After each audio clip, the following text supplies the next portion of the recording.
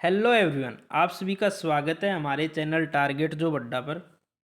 हमें आशा है कि आप सभी खुश होंगे, स्वस्थ होंगे, अच्छे होंगे। तो भी एस्टेट एस्टेट की एग्ज़ाम डेट आई चुकी है और फॉर्म अप्लाई होने शुरू हो चुके हैं भाई। तो 7 और 8 दिसंबर को आपका एस्टेट का एग्ज़ाम रहेगा और उसके अंदर एक सेक्शन है भाई, चाइल्ड डेवलपमेंट एंड पेडागोजी। वो 30 नंबर का आएगा। तो उसके अंदर हम नंबर लेने के लिए हमने एक सीरीज चलाई है जो प्रीवियस ईयर में एग्ज़ाम हुए हैं, उनमें जो इससे चाइल्ड डेवलपमेंट एंड पेडागोजी के क्वेश्चन आए हैं वो हमारे चैनल पे करवाए जाते हैं, ताकि वो आने वाले जो एग्ज़ाम है आपके जो स्टेट है उसके अंदर वो क्वेश्चन बन सकते हैं।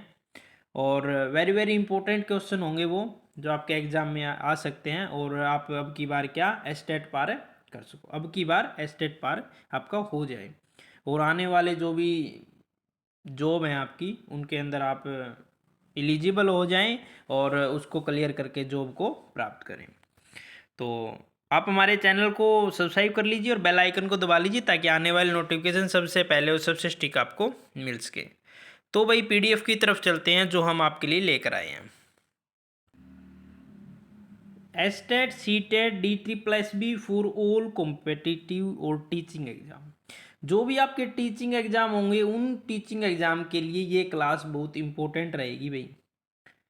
हम जो क्वेश्चन करवाएंगे वो आपके कोई भी टीचिंग एग्जाम हुआ उसके अंदर ये क्वेश्चन पक्का आएंगे, क्योंकि ये वेरी वेरी इंपॉर्टेंट क्वेश्चन रहेंगे और आप अपने एग्जाम में एक अच्छा स्कोर कर सकते हो। तो please like share subscribe this channel target job अड्डा। तो पहले क्वेश्चन की तरफ चलते हैं भाई। मनोविज्ञान परिभाषित करता है पशुओं के बारे में सैद्धांतिक शिक्षण, जीवों का खुद के व्यवहार पर नियंत्रण करने का विज्ञान, पशुओं और मानव के बारे में अन्वेषण, मानव व्यवहार का विज्ञान। तो राइट आंसर इसका रहेगा भाई मानव व्यवहार का विज्ञान।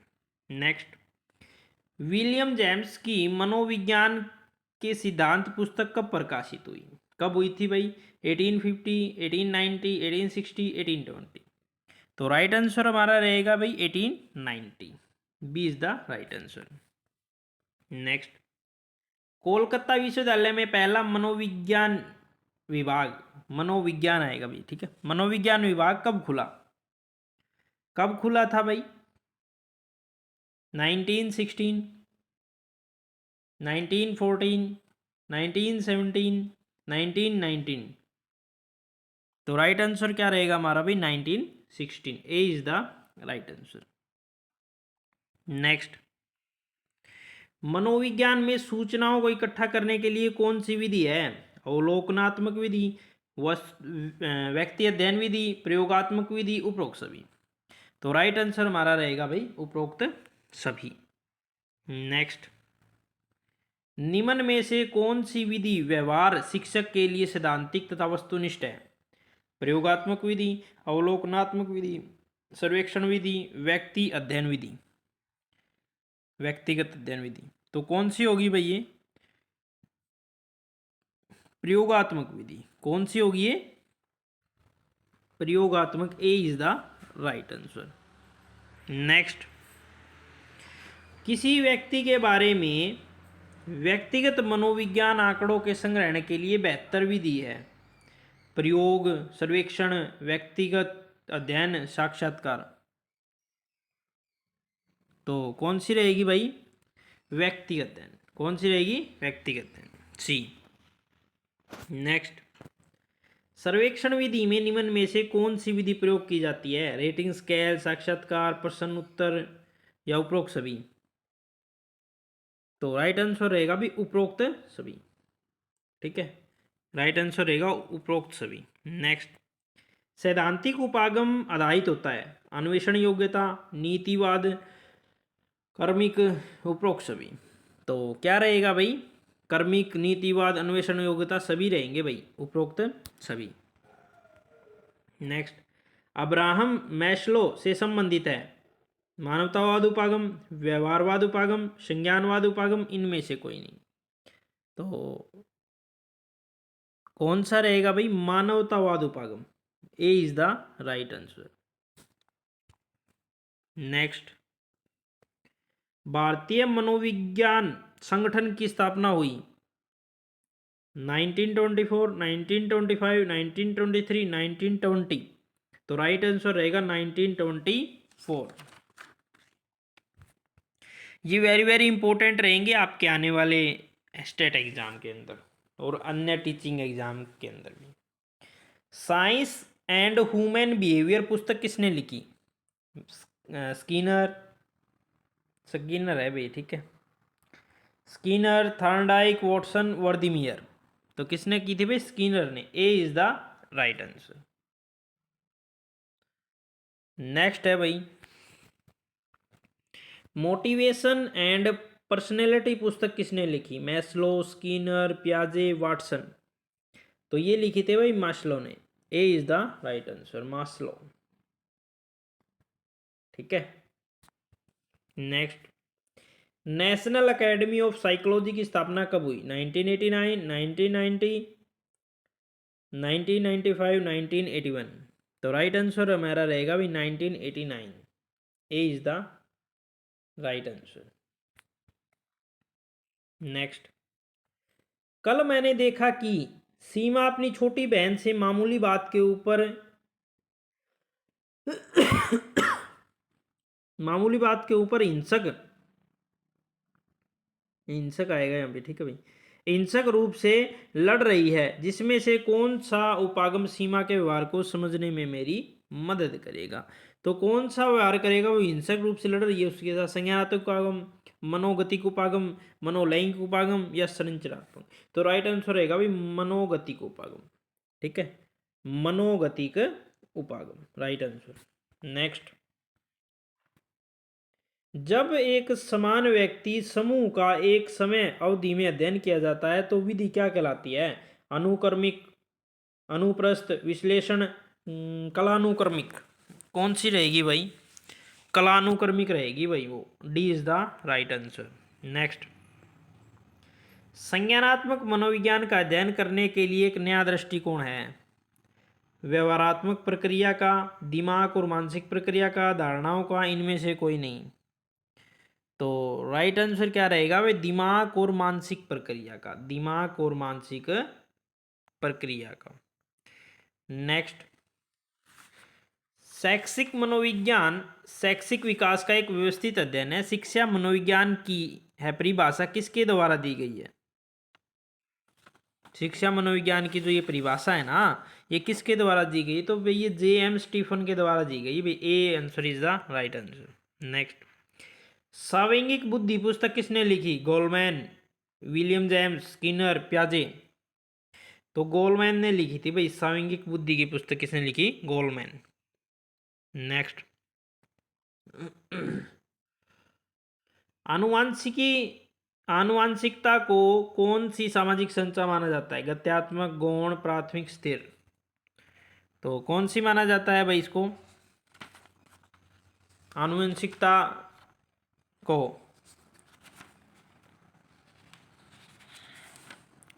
तो राइट आंसर हमारा रहेगा भाई इसका स्थिर। D is the right answer.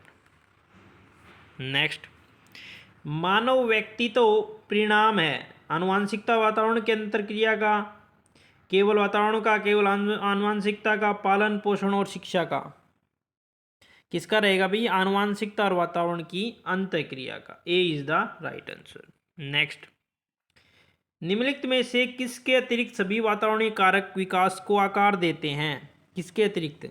शारीरिक गठन, शिक्षा गुणवत्ता, सामाजिकता, पौष्टिकता गुणवत्ता। तो राइट आंसर हमारा रहेगा भाई शारीरिक गठन। नेक्स्ट, निम्नलिखित में से कौन सा मुख्य रूप से आनुवांशिकता संबंधी कारक है? आंखों का रंग, समक्ष व्यक्तियों के समूह के प्रति अभिवृत्ति, चिंतन पैटर्न, सामाजिक गतिविधियों में भागीदारिता। तो राइट आंसर रहेगा भाई आंखों का रंग। नेक्स्ट क्वेश्चन, व्यक्ति तो विकास में, व्यक्ति तो, व्यक्ति तो, ठीक है, यहाँ तो नहीं आएगा भाई, ठीक है। व्यक्ति तो व्यक्तित्व विकास में कौन एक महत्वपूर्ण भूमिका का निर्वाह करता है? व्यक्तित्व विकास में कौन करता है भाई? वातावरण करता है, आनुवंशिकता करती है, आनुवंशिकता वातावरण का मिश्रण होता है, साक्षात्कार। तो आनुवंशिकता और वातावरण दोनों का, आनुवंशिकता और वातावरण दोनों का रहेगा भाई। नेक्स्ट,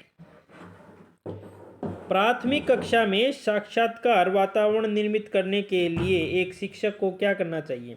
विभेदन नहीं करना चाहिए और प्रत्येक बच्चे के लिए समान लक्ष्य सुनिश्चित करने चाहिए। साक्षात्कार में अंत वाली कहानियाँ सुनानी चाहिए। समूह गतिविधियों के दौरान समाजमिति के आधार पर उन्हें समूह बनाने की अनुमति देनी चाहिए। सुबह प्रत्येक बच्चे का अभिवादन करना चाहिए। तो विभेद नहीं करना चाहिए और प्रत्येक बच्चे के लिए समान लक्ष्य सुनिश्चित करने चाहिए। ए इज द राइट आंसर भाई। नेक्स्ट, निम्नलिखित में से कौन सी अवधि किसी भी विकासशील अवस्था में सामान्य संघर्ष की अवस्था कहलाती है? शैशवावस्था, बाल्यावस्था, किशोरावस्था, वयस्कावस्था। तो राइट आंसर हमारा रहेगा भाई किशोरावस्था। कौन सा रहेगा? किशोरावस्था। नेक्स्ट, बच्चे के विकास में आनुवंशिकता और वातावरण की भूमिका के बारे में निम्नलिखित में से कौन सा कथन सत्य है? समवयस्कों को और पितृक का सापेक्ष योगदान योगात्मक नहीं होते। आनुवंशिकता और वातावरण एक साथ परिचालित नहीं होते। सहज रुझान वातावरण से संबंधित हैं, जबकि वास्तविक विकास के लिए आनुवंशिकता जरूरी है। आनुवंशिकता वातावरण दोनों एक बच्चे के लिए 50-50% योगदान देते हैं।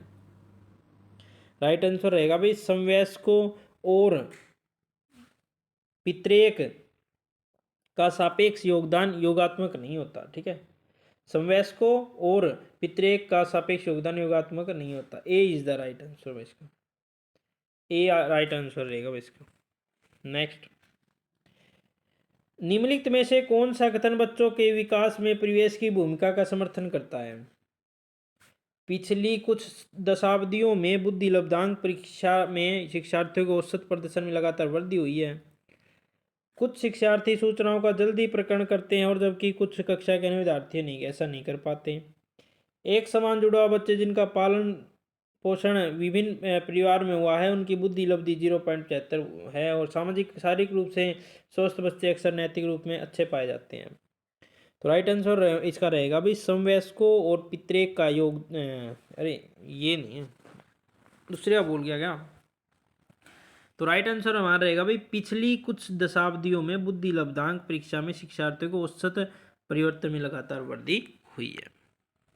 नेक्स्ट, आनुवांशिक बनावट व्यक्ति की परिवेश की गुणवत्ता के प्रति प्रत्युत्पादकता को प्रभावित करती है। अनुभव मस्तिष्क से व्यवहार को प्रभावित नहीं करती है। विद्यालयीकरण का बुद्धि पर प्रभाव नहीं पड़ता है। गोद लिए गए बच्चे का वही बुद्धि लब्धांक होता है जो गोद लिए गए उसके भाई बहनों का होता है। आनुवांशिक बनावट व्यक्ति के परिवेश की गुणवत्ता के प्रति प्रत्युत्पादकता को प्रभावित करती है। तो राइट आंसर रहेगा आनुवांशिक बनावट व्यक्ति की परिवेश की गुणवत्ता के प्रति प्रत्युत्पादकता को प्रभावित करती है। तो D is the right answer. Next, मानवीय व्यवहार में आनुवांशिकता एवं परिवेश की भूमिका के संदर्भ में निम्नलिखित में से कौन सा कथन समुचित है? परिवेश की भूमिका लगभग स्थिर सी रहती है, जबकि आनुवांशिकता का प्रभाव परिवर्तन हो सकता है। व्यवहारवाद के सिद्धांत प्राय मानवीय विकास में प्राकृतिक भूमिका पर आधारित हैं।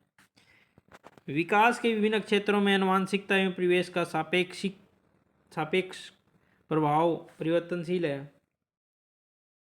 भारत सरकार की विभेदनात्मक अक्षतिपूरक संबंधी नीति मानवीय विकास में प्राकृतिक भूमिका पर आधारित है।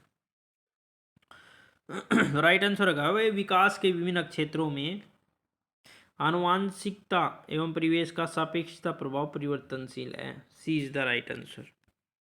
नेक्स्ट, प्रकृति पोषण विवाद निम्नलिखित में से किससे संबंधित है? व्यवहार, वातावरण, वातावरण जीव विज्ञान, वातावरण पालन पोषण, आनुवांशिकी और वातावरण।